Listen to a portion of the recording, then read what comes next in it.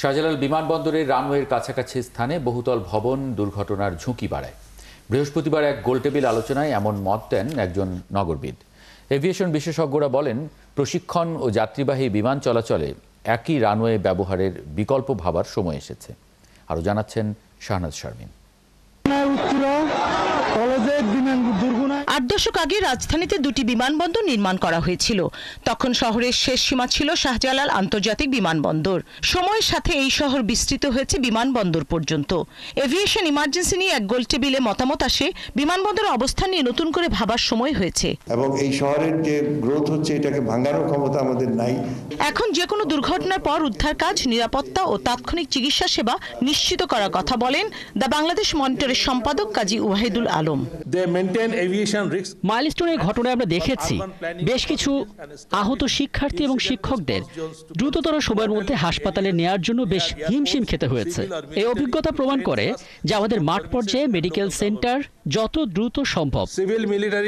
বেসামরিক বিমান চলাচল কর্তৃপক্ষ, রাজুক, স্থানীয় সরকার মন্ত্রণালয় ও গণপূর্ত মিলে জরুরি নিরাপত্তা ও সেবা নিশ্চিত করতে সমঝোতা স্মারক সই করার আহ্বান জানান বক্তারা।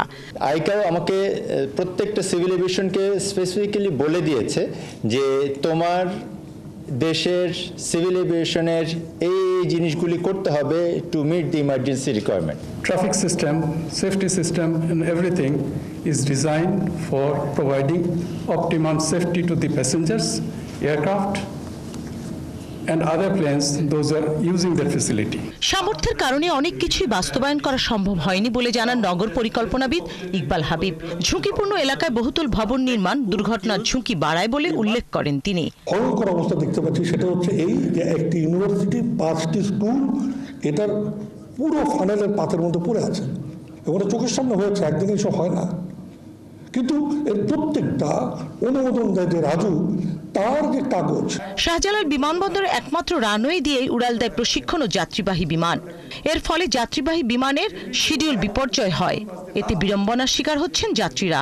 বিমানের আগের নিয়মাবলী নতুন করে পর্যালোচনার সময় এসেছে বলে মন্তব্য করেন ক্যাপ্টেন তানভীর খুরশিদ। আমার বিমানের 25 বছরের অভিজ্ঞতায় বলতে পারি, আমি একমাত্র একবারই শুধু সিঙ্গাপুরে 30 মিনিটের নোটিশ দেওয়া ছিল, নোটম দেওয়া ছিল, যেখানে এয়ার শো হয়েছিল।